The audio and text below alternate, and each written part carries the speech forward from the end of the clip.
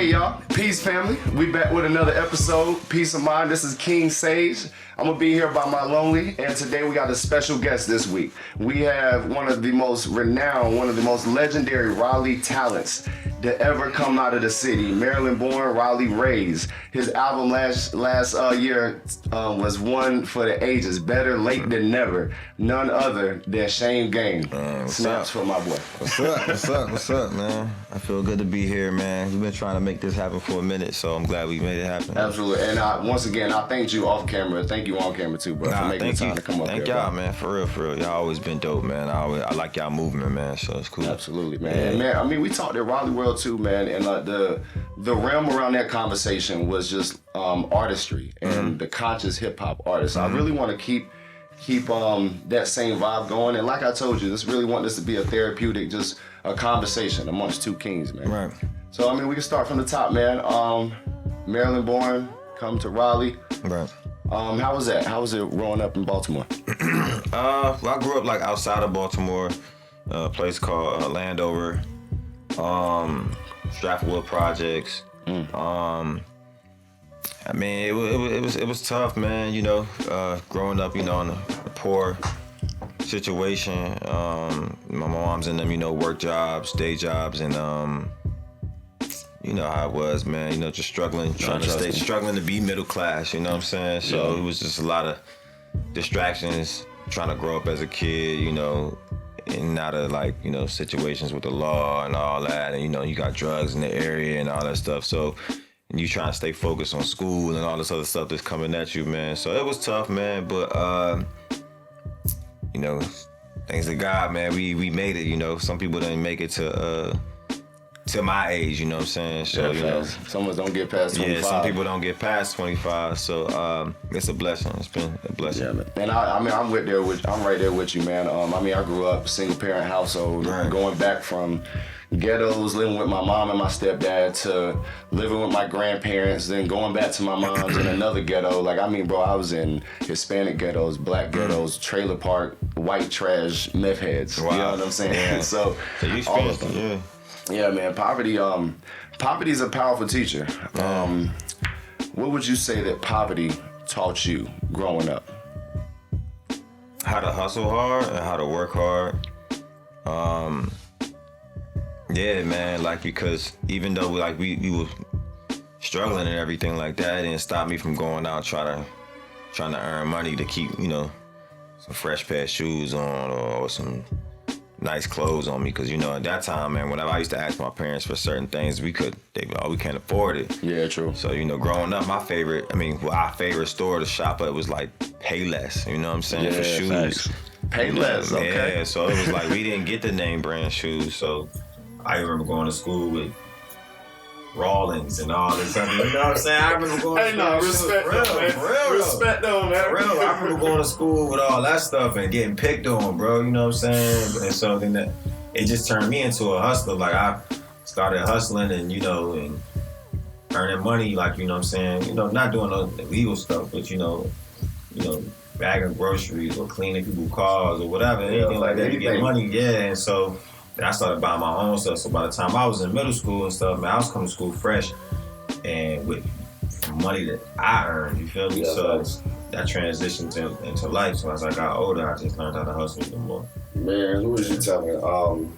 My mom bought me, her white ass, bought me fake Jordans. So it was like some fours with some Air Max bottoms. Right. Well, I came, and this was in high school. I didn't know any better, bro. Lord, but I went into weightlifting, y'all. So I went into weightlifting.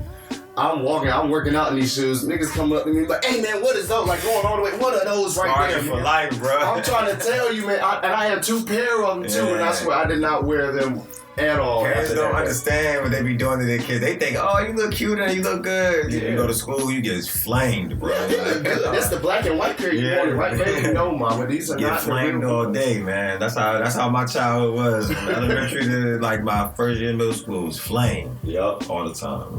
Yeah, man. But that's all right. I started working at Like I worked at Zaxby's and I worked at Bojangles. And then that's like, I mean, anybody who knows me knows that I've been working doubles since I was 15. Sheesh. One thing, me and broke don't go good together. Man, you know what I'm saying? Don't go good with nobody, bro. I'll tell you that. Nah, for real, man, for real.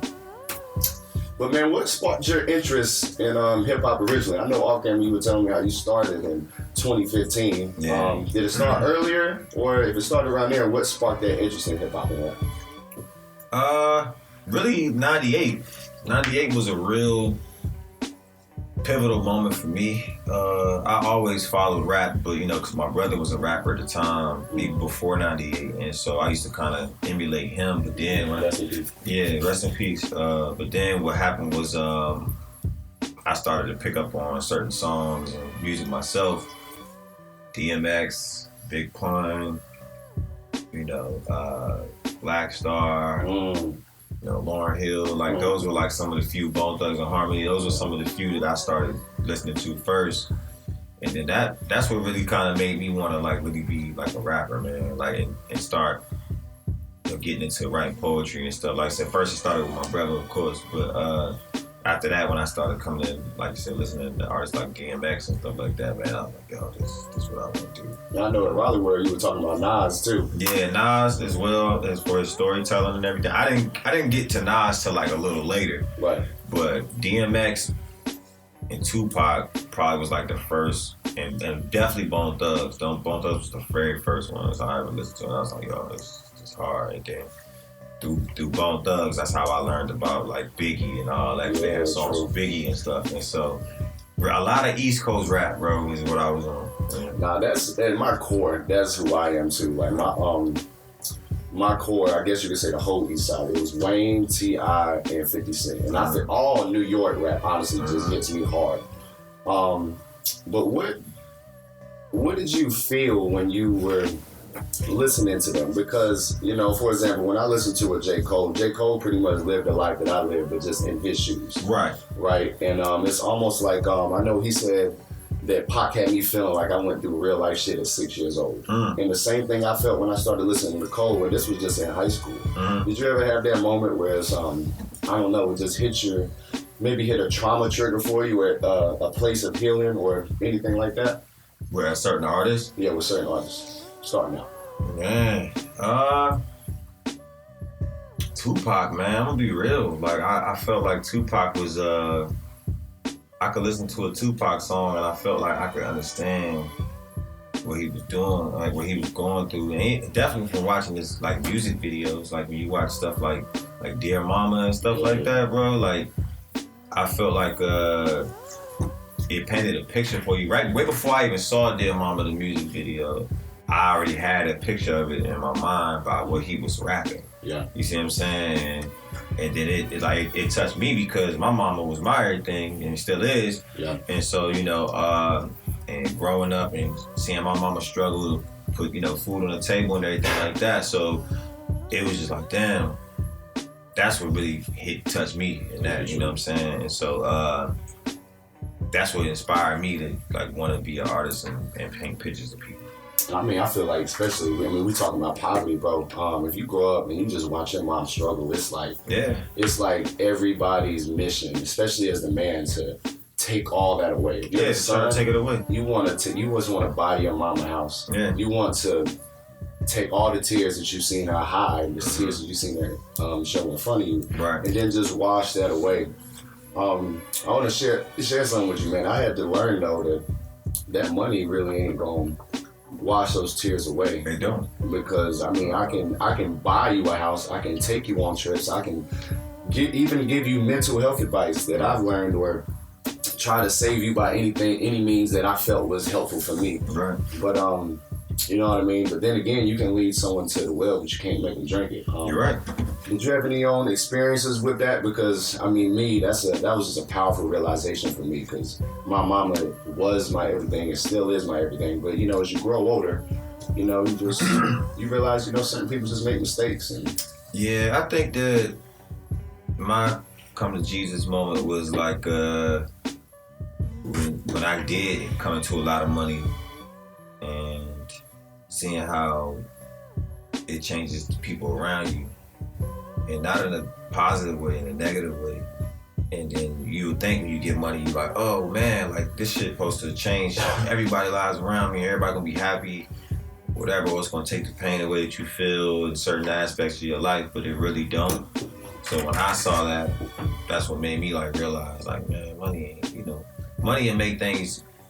You put a Band-Aid over shit with money. Yeah, true. You know what I'm saying? Without really healing the wound and shit. So that was from my personal experience, man. Now I just focus more on what makes me happy besides money. Right. You know what I mean? Like, is it like kids, or is it family, or is it seeing the world? Right. You know, is it reading a book or whatever? You know what I'm saying? Things that I might do outside of music as well. You know? Do you think you can achieve happiness without money? Oh yeah. Yeah, I think it has to come from a place of just feeling completed. You know, A place of fulfillment. Yeah, a sense of fulfillment. I'm gonna be real. I've always told people. I've recently said this to someone that if I felt like the day came, like if I felt like today, if I felt like, man, I don't want to do music no more, I feel like I wouldn't feel like regretful or nothing, you know, because I feel like I feel like what I wanted to achieve, I achieved it. You know what I mean? Mm-hmm. And yeah, of course, there's other accolades and everything like that, or whatever you can achieve or whatever. But I always got a fulfillment out of just making music to change people's lives, and I feel like I've done it enough to a certain aspect. Not the whole world, but just to a certain aspect. So if I could just help change one person, then that's enough for me. It never really been about the money. So in a way, you've already completed a chapter in your life. Exactly. Now it's just a matter of, I'm doing this because I want to. Yeah, it's just I'm doing it because I want to, and I love the music, you know. Now, if it ever gets to a point where I don't love the music anymore, then it's time to throw that shit away. Then it's time to throw it away. Yeah, same. Same with the podcast. If I'm just not feeling it no more, I mean, it means that it's time to close this door. Right. You know what I mean? It might mean it's another chapter about to open for you. At what age did you find that fulfillment? Because I'm 25. Right. I did realize younger that, because I told you I've always been working doubles, right? Mm-hmm. And I mean, at Bojangles I was making $7.25 and I was trying to get that $8 an hour. Mm-hmm. In college I ended up working in a place where they paid me $10-12 an hour. Mm-hmm. Oh shit, bro, right. I'm balling. I can go on trips, and I mean I won't pay that much rent right down there. Right. Then boom, I became a servant, and I just noticed, like, I mean, I was never balling, never have been balling, but the higher that I went, the more that I wanted. And then I realized it's a rat race. Right. And the things I need to change is the things that I can't slave away my body and my life and my time just because I want to be able to afford my happiness. Yeah. And then I just realized that I got to start pouring more into myself. And I realized actually a couple months ago that I still haven't fully realized how to fulfill myself without money. Yeah. At what point did you find that lesson that it's about being fulfilled, not having a full bank account? Good question. I think my point of fulfillment was whenever my idols that I looked upon in his music, whenever they would know me by name, you know, whenever they would talk about me by name or know me by name, or you know, or give me, like, big up me or whatever, you know what I'm saying? And I was just like, damn, I never thought Raekwon from Wu-Tang would know who I am and say I'm dope, and that's a dope kid, you know, or that's you know what I'm saying? Nice.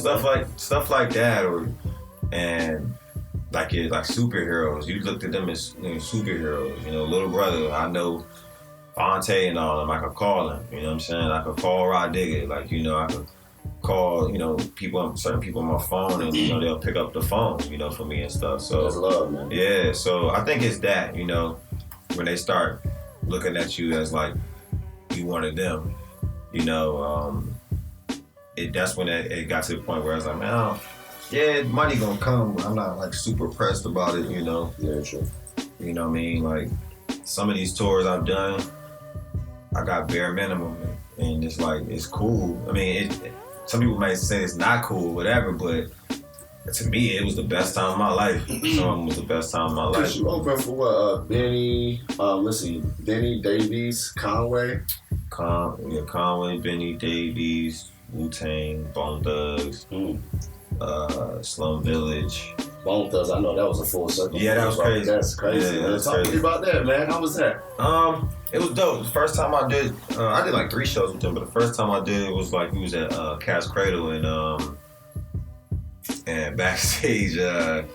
Was it Crazy Bone? I think it was Crazy Bone trying to pass me the blunt, and I was like, nah, I'm good. And then my manager kind of looked at me like, nigga, fuck wrong with you? Like, nigga, just pass you a blunt. You better fake smoke. He said fake smoke. Yeah, and I was like, nah. Boy, you better cheat that shit. Yeah, so that was kind of like a crazy moment to me, man. It's like, man, like I said, some of these like tours and shows I've done, bro, it's just like I said, it's been like a surreal moment. So I could look back on them and be like, man, that was a good time, bro. Heard that, man. Heard that. Well, I mean, you listen to a lot of conscious hip hop artists growing up. Now you're considered a conscious hip hop artist. What do you think the role of the conscious hip hop artist is in today's cultural environment? I think it's diminished a lot because you don't really see a lot of conscious music. I mean, you don't hear it on the radio, of course, you know. I think it's kind of dying because, like, you know, it used to be a point where you would hear conscious music, you know, even if it's, you know, Jesus Walks by Kanye, you know, or shit, Nicole had a few joints, you know, that's conscious that was on the radio, but I would say that's probably like the only artist that you hear mainstream that have a conscious record that'll get pushed on the radio. Yeah, sure. Kendrick, yeah, he had. Kendrick is privileged in a lot of ways. Now I love myself, the Kendrick joint too. So, yeah. So that's why I think that as an artist now you have to be very versatile. That's why I don't label myself just as a conscious artist. Like as an artist, you know, I can dabble in everything. You know? I love that. I heard that, man. Well, what would you say to? Because ironically, we just shot an episode. They're talking about is America declining on like artistic levels, especially with music. Because I mean, look at the music that comes out now that's popular, right? It's not a lot of substance to it, I guess you could say. But then again, it's like, to play devil's advocate, it's like they said that all the way back when country music and jazz came out. Facts. Then when the blues came out, they said the same thing about that. Yeah. When 90s hip hop, the golden age of hip hop came out, they said the same thing about that. So I mean, like, where, at what point, you know, does that stop? Because in a way, hip hop has grown so much that it's not that maybe conscious hip hop isn't diminished, it's just it's harder to find and it's not popularized, I guess, the same way it used to be. I think it's like you said, it's harder to find. They push a certain brand out further. I mean, Killer Mike just won a Grammy. Yeah, you know, won Grammys, and then everybody that I saw that was talking ish about it was like, I haven't heard his album. That Kai Cenat, that boy. Him, and then just even on social media, like I saw a lot of comments saying, I ain't even heard this project or whatever, and it's like, just because you haven't heard it doesn't mean it's not good, you know, or that diminishes it or whatever, you know. Yeah. So I just think, like I said, it's just not pushed to the forefront, you know. Yeah. Complete projects, like really good projects, and that was a really good project.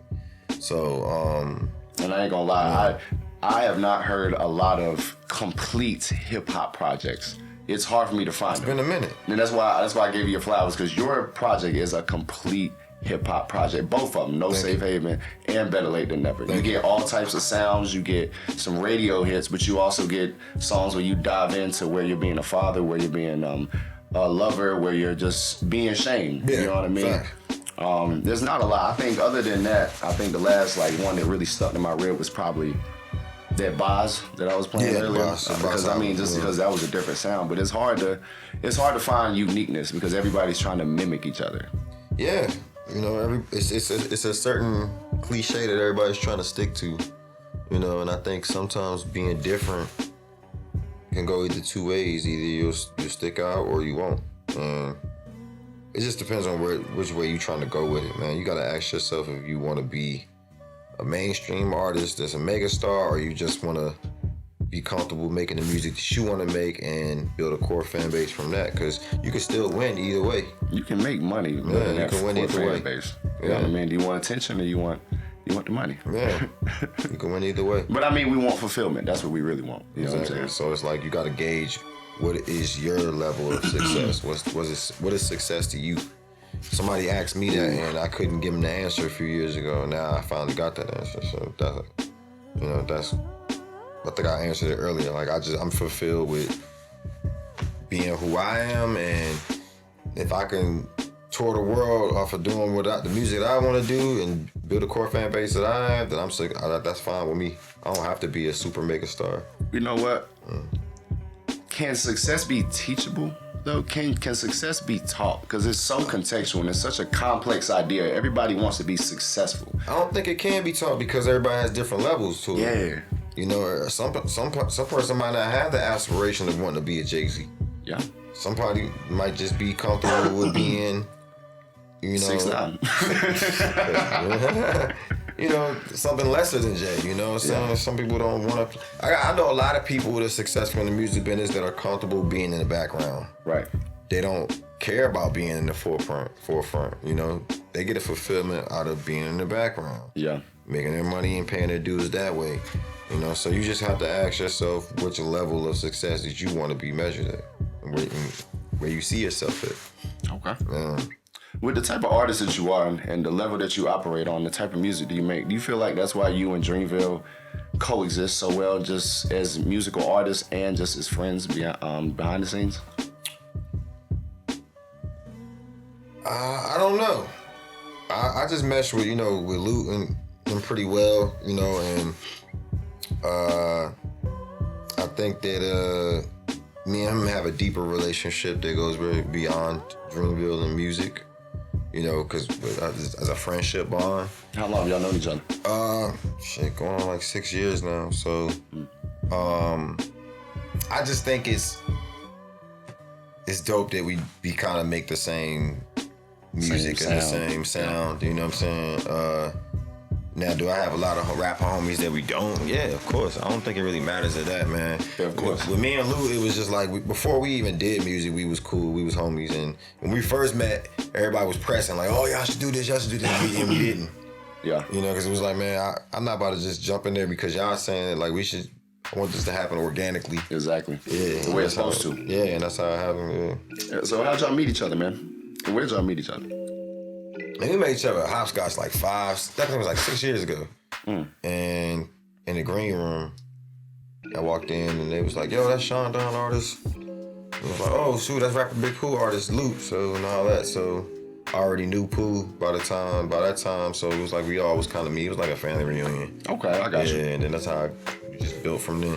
Yeah, man. Luke, man. I got a lot of respect for Luke. Actually, his album West Side 1996 Part 2, my favorite hip hop album of all time. That's dope. It's a mixtape. That's dope. But it has that album feel to me, man.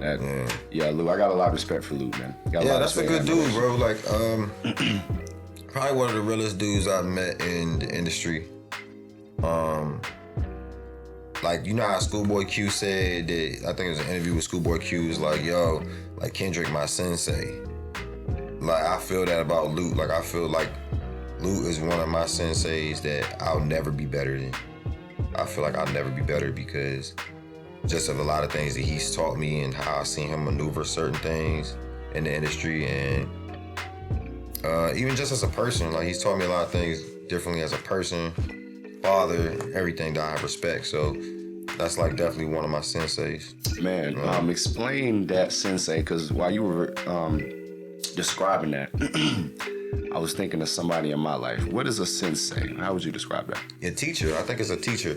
They could be a teacher without them even knowing they're a teacher. It's just how you soak up the game. Yeah, true. I feel like rapper Big Pooh's one of my senseis. My manager's one of my senseis. Luke's one of my senseis. My homie Don, who's Raekwon's brother, my sensei. You know what I'm saying? And I feel like they could teach you a lot of different things, even if it's not about music. It's just aspects of life. Yeah, true. They can mature you as a man, and that's that's why I categorize them as my senseis. And that core group to go back to is so important, bro. Yeah. Like those people that you can draw inspiration from. They can teach you. Right, You know, right. everybody in my life. Shout out to my chosen family.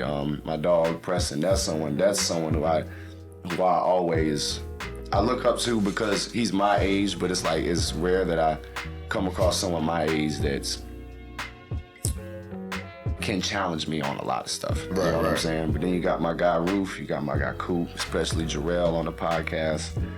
My dog Trey, we talk every now and then. My cousin Jordan, you know, those people in my life. I don't think I would be able to get this far without the friends that I've accumulated into adulthood. Because really, especially from 20 to 30, people say that you grown up, but you're really not. Yeah. And I've heard even in your 30s, you're not really grown up. Like you still a kid. We're still trying to figure this out. Still trying to figure shit out, yeah. Yeah, you figure out that we're all a whole bunch of grown ass kids still doing the same shit we did in high school. It's just we're getting a little older and we start to have kids, we start to get married, start to buy houses, but we still don't know how to juggle this thing. Facts.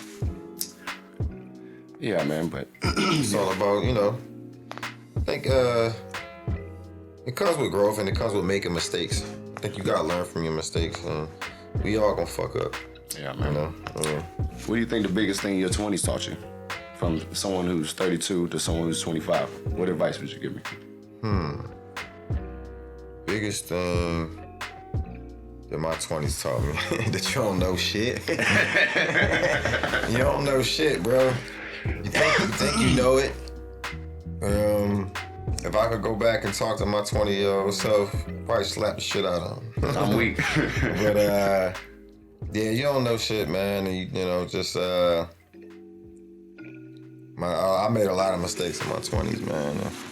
And I look back on them now, it's like, be like, damn, I would have never did that shit. What the fuck was wrong with me? You know, true.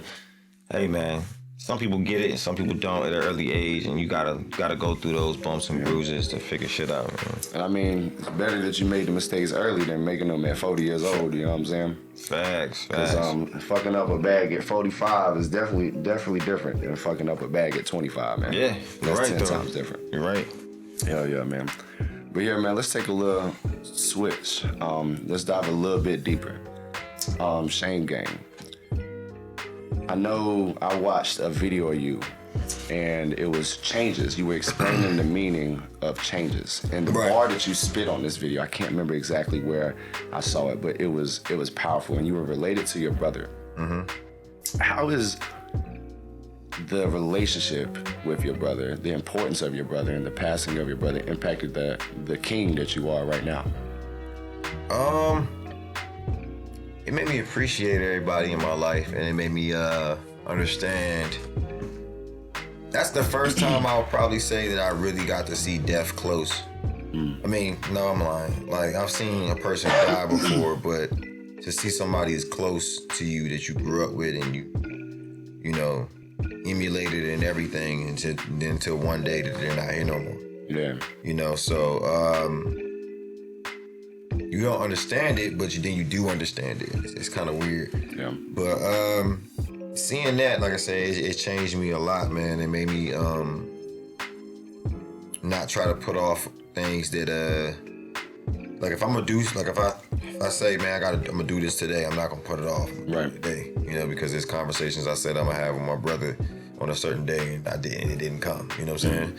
So I really truly believe in that, man. So that kind of changed my whole aspect on a lot of things. And that's beautiful, man. That's beautiful. And rest in peace to the king, man. Man, rest in peace, Manny. What is your outlook on death? Because I think about this whole concept of death, and it seems so permanent. You know what I mean? But in a way, it's like life and death are interconnected. In a way, death is a part of life, and it's not an end, it's a continuation. And the memories you have with people, the lasting feelings that you have with people last for the rest of your lifetime. And then the relationship you have with these folks internally become a part of you. And then you end up affecting other people. And in a way, it just is like a eternal exchange of life and love and experiences into all of each other. And I don't know, it's just something I think about often, man. What is your take on death?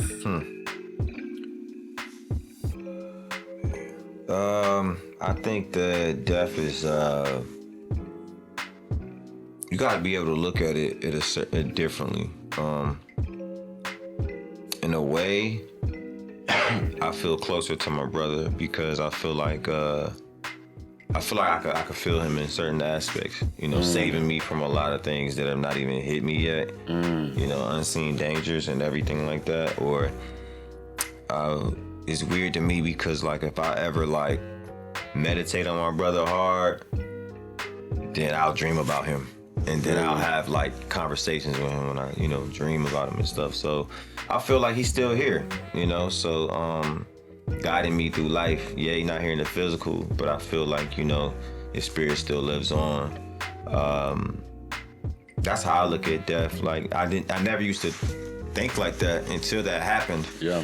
And I think once you experience it and then you experience like losing someone close, and then it's like a feeling that you can't explain to still feel their presence around you. Yeah, the words are too clumsy to explain something like that, it's like some shit that you can't speak. It's like interdimensional type shit. It's crazy. Exactly, man. Yeah. That's powerful, though. You said sometimes when you meditate, you'll end up dreaming about them. Right.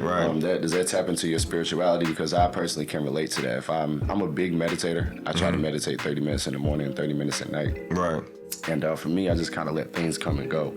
And sometimes I'll be meditating.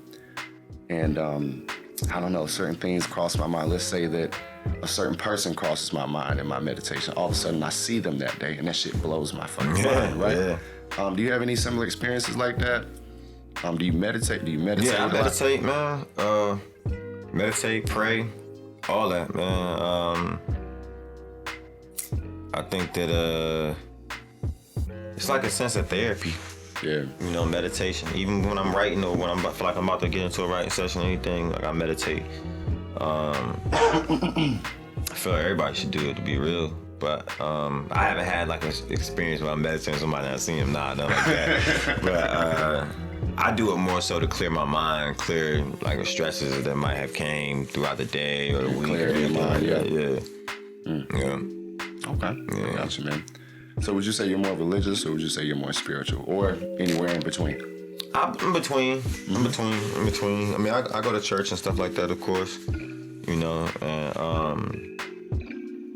but I'm not like no super, religious, super die-hard religious person. Like, nah, but I believe in God and, I go to church and, I try to instill the same thing amongst my kids, but at the same time, they gotta be, I let them choose on what they want to do. Absolutely. Yeah. Well, how do you choose to teach that, man? Because that's something I told you. I have a 6-month-old daughter, and when she gets older, I want to.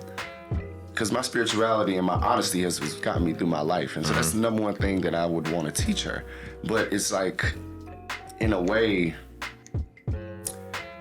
you have to deconstruct your spirituality and run away from what you've been taught to you, so you have your own understanding. So I don't know if I want to obviously I don't want to shove it down her throat, but I don't know if I want to wait till she can go there herself or say, hey, I want to learn about this, or if I can just keep her in there. I don't know. That's a tricky conversation. How do you approach that with your kids, man? That's a good question because I think everybody every situation is different. Because when I was a kid, it was kind of like pushed on me. Right. And then as it was pushed on me, then it made me push away from it because it was pushed on me and it wasn't my decision. Right. And then once I got to understand it more as I got older, then it made me like, okay, I want to do this. So I think you just got to evaluate how your kids react to it. And then you can't be afraid of how they might react, and you can't be mad at what they react to. Yeah, true. If they you get mad at them, that's when they start rebelling. And above all else, it's like you have to be stern with them as far as respect, but you also have to let them be approachable to you because you want them to come to you with those questions. Right. Yeah. It's contextual, though. I agree. It's contextual, man. Yeah. So how did you said you were raised in a Christian household. I was too. What were some of the things that didn't really register right for you? I know for me it was the, what was it? predestination. I never understood that. I mean, I understand it now, but I mean, like that just didn't sit right with me. I'm predestined to do everything I'm going to do. God knows what I'm going to do. Yeah, what you're going to do like, before you do it. Yeah. Like, what's the point of me living? So I'm just destined to go to hell. You know what I mean? Not for real. I remember asking my nana that, and she just said, "Well, darling, I don't know what to tell you, but God knows what He's doing." I said, "That's not enough for me." It's a choice. I think everything is based off of your choices you make in life. I think everybody has a road that you travel on, and there's multiple detours on that road based off of what you choosing to do in your life. You know, that's what I truly believe. Growing up in the household, dealing with that, it wasn't really strict. You know, yeah, we went to church and everything like that, but it wasn't like, you know, like a strict thing. It only got strict when my grandma came around. But, you know, as far as my mom and dad, they were pretty cool. Yeah. Grandma was different because grandma was a pastor, so it was different. Oh, yeah. I even come home now and like, did you go to church on Wednesday? You going to church on a Wednesday? Facts. Yeah. Strict hours, man, you know. Yeah, man. So what about, these are just things I like to think about, man. Do you believe in right or wrong? Do you believe in evil? Do you think there is such thing? I believe in right or wrong, but what if you do wrong to do right? You know what I mean? Like, I don't know. True. You know what I'm saying? It could go either way, man. Exactly. I think if your intentions are good, then it doesn't matter. I think if you have good intentions on something, then it doesn't matter. You know, because I've seen people do wrong to do good. Yeah. You know. But see, that's the thing, man. Even intentions is tricky because intentions, like someone very close to me, I'm not gonna put them out there, always has the best intentions at heart. But this person continues to make mistakes and keeps fucking up and keeps hurting the people around this person to the point where it alters people's lives. Right. And what I always tell this person is, listen, I understand your intentions are good, but bro, you gotta do something different. You know what I mean? Listen, he's fucked up. like, nah. Cause you can't just be like, oh, I got good intentions or whatever, but then you just stay making the wrong choices. Like, nah, that's you intentionally making those wrong choices. At that point, is it ignorance? At that point, ignorant intentions. You doing everything based off of what you want to do. You know, to satisfy whatever the fuck you want to do. You're not thinking about that person.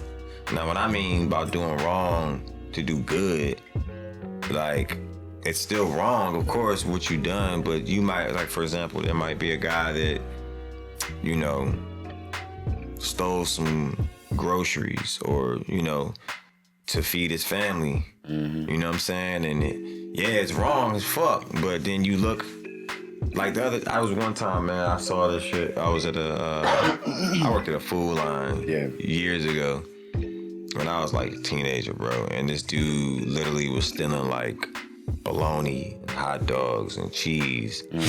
And the police came, everything. And I think I was like the assistant at the time, and they asked me what I wanted to do, and I was like, man, I'm not pressing charges on dude, you know. Now, if he would have walked out of here with a steak and some shit like that, like a steak and some tenderloin and some with shit. his lamb chop, and lamb chop. I'm like, damn, you trying to finesse it up for niggas, you know what I'm saying? But nah, he was, you know, stealing the basic necessities so he could survive, and then he gave me a story of why he was trying to do it for his kids and all that shit, and he ain't had no job. Man, I went ahead and paid for that shit, gave it to him, you know what I'm saying? So, like, that's what I mean in this aspect of me. Like, people sometimes do bad and do good. You never know what his situation is going on with them, you know. So Actually, I have a story to relate to that. There was a point where my little sister, she didn't have diapers. She didn't have diapers, and we were in Lowe's Food at one time. I think I was like 12 at the time, and you know what I mean. Me and my mom decided, like, hey, we're gonna steal her some diapers because we don't have the money right now. I mean, like, obviously I'm 12, but I was never, as a kid, I was never smooth. Like, I mean, on camera, you saw me looking up, looking around, doing X, Y, and Z. But, I mean, I eventually got caught. I mean, I'm on the way walking out, the cop yokes me up and just drags me to the manager's office.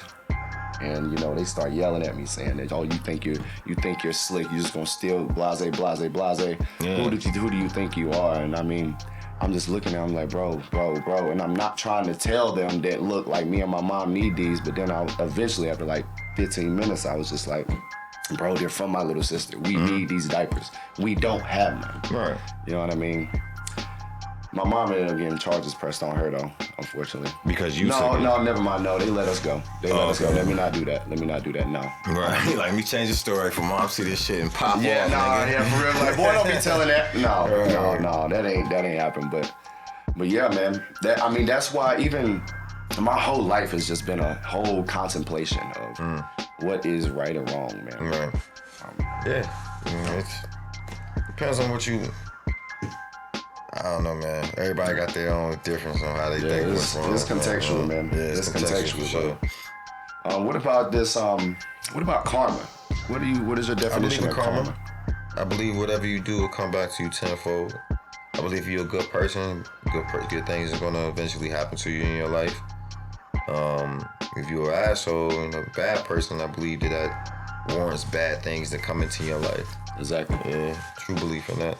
Right. But I mean, that then again, it relates to good and bad and good right and wrong. So I saw this. Erykah Badu said this. She said, "You don't attract things by your intention. You attract things by who you are." Facts. And that, to me, is one of the truest definitions of karma. Well, one of them for me. You know, we might have the intention. We might try to speak things into existence, but if I'm speaking to existence, for example, like, I want my podcast to be the biggest podcast in this entire world. If in my being, I'm already not the biggest podcast in the entire world, it's not gonna happen. Same way if I want to be a CEO, I gotta be a CEO in my spirit before that manifests outside, you know? Or else I'll just be just talking shit like anybody else out here. The flip side of that for karma for me is I look at it as identity, and going back to what we were talking about with death and loss, how everything is a constant exchange of energy. I think we all share this with one body, and that's what karma is. Karma is just action. It's not it's completely null and void of the concepts of right or wrong. It's just objective. For one action, you're gonna have a reaction to it. Yeah, true. Now, to what chain of events happens for that, we don't know. I could go out there and tell a girl, "Yo, you a badass bitch." 5 girls might be delighted. 5 girls might smack the shit out of you. Yeah, true. You know what I'm saying? So that's how I view karma, man. But yeah, it's just one of those things, man. One of those things. Yeah, that's a tricky situation. You know what I mean? So, you know, encompassing all this, you know, these ideas of death and right or wrong, I've been telling you some concepts that really blow my mind. Are there any things that you just sit with that are confusing for you, hard for you to tackle, to approach, concepts that you deal with that has always baffled you? Concepts. It's baffled me. I'd say trying to distinguish who you should, like, you know, people you should have around you. Like, you know, just, you know, it has to come to a point where you have to start looking at the people that you keep around you and the energy that they give off as well. Some people, you know, just are not good for you. Yeah. You know, friends, girlfriends, or whatever, you know what I'm saying? So, I think that's one of the concepts that I'm trying to understand more. Cause you know, you could be a nice guy sometime and then you feel, not even that. Like I just feel, I used to have a problem with always wanting people to like me, I want everybody to like me. I'm dealing with that now. I'm trying to fix that now. Yeah, but you gotta understand that everybody not gonna fucking like you. And you have to be cool with that. Yeah. You know what I mean? And I think that was one of LeBron James' problems at one point. He said that too. Like, he was always wondering, like, why people didn't like him and stuff. And you would question that and question yourself, and it will make you, like, look at yourself like, damn, am I question yourself. or is it because of my face or what the fuck, you know, whatever. But as I got older now, it's like I'm starting to understand that more. Like, it's okay if this nigga don't like me. You know, okay if he don't like my music. We live in a fucking era now where everything is contextual, like context, and people have, like we said this off camera, like everybody has opinion about something. So there's a lot of motherfuckers ain't gonna like your shit, you know. Yeah. So I don't give a fuck. You don't like my shit, nigga? Cool. Turn that motherfucker off. Listen to somebody else, you know. But you ain't gonna get shit like mine. So like what I say. So who gives a fuck? That's where I'm at now. And there you go, man. I can hear it. I spit gold, man. You can either pick it up or You be like broke. it or not, nigga. And I go for industry niggas. I go for labels or whatever. I'm not about to be who the fuck y'all want me to be. I'm gonna be who I want to be. Being your own man. Yep. Yeah. How long did it take you to get to that point, man? Man, shit. I just recently got there last year. For real? Yeah, after going into all these fucking label meets and all this shit, you know. Yeah. You start to just be turned off a lot by that shit, and then you just start to question yourself and your ability a lot. And it's like, nigga, why am I questioning myself and my ability? Like, I know what the fuck got me here. Yeah, exactly. You know what I'm saying? There's a reason why I'm sitting in this room or sitting in label meets with y'all. It's because of what the fuck I done to get here. So I'm not about to change what the fuck I did to get here to make y'all happy. Exactly. It's like, yo, I'm the commodity. I'm the thing that is the most valuable. So I mean, you gonna have to take me as I am. Take me as I am. Fuck with me or don't fuck with me. I mean, see, that right there, bro, comes into another concept we can explore, power. Yeah. The idea of power. Because to me, the true definition of power is how connected you are with yourself and how unwavering you are to not allow anybody else outside of yourself to dictate your view of yourself and how you choose to express and execute with yourself. Super facts, though. And I told you that I'm still going through that now, man. I mean, growing up, I was very insecure and I had to grow into my confidence. And the older I get, the same thing you said, just watching the people around me. Last year, I would say that I had people around me that were, you know, we talked a little bit off camera what happened with me last year, that were igniting things inside of me that were already there but didn't need to go, didn't need to be touched. So certain methods of coping, things of that nature, and as well as just being around people that weren't pushing me forward, but for some reason they made me feel comfortable, and I do want that validation. And I think that seeking of validation is something we're all going through, but really I think that where I'm at is where I'm trying to get to a place where I'm trying to be all powerful, omnipresent within myself, unwavering with my belief in myself, because I feel as if that's when a person becomes superhuman. That's what we see in the Michael Jordans. That's what we see in the LeBron James, the Tiger Woods. Can't affect them no more. Yeah, man. It's like they seem almost superhuman in a way, and it's like they all those great people say the same thing. I'm no different than anybody else. You know what I mean? It's just, I think the real only differences between people is, do they really realize how fucking dope they are, just to be themselves. I recognize your greatness. Is that Shane, the artist? Yeah, recognize Jay, your greatness. and Sage, Scoob, the cameraman. You know what I'm saying?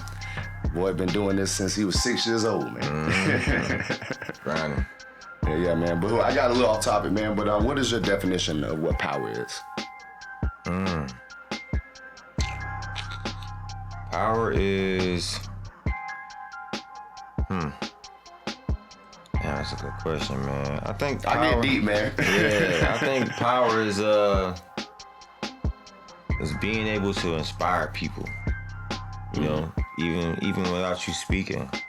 You know, you ever heard people say you walk into a room and a person walks into a room and it automatically change the atmosphere? Yeah. I think that's what power is. By with your energy, you know, and like Michael Jordan had the ability to touch people without even knowing them, just from what he did on the basketball court. So I think if you master something that, you know, a God-given talent or something that God is giving you, and you share that to people, you know, I think that's power.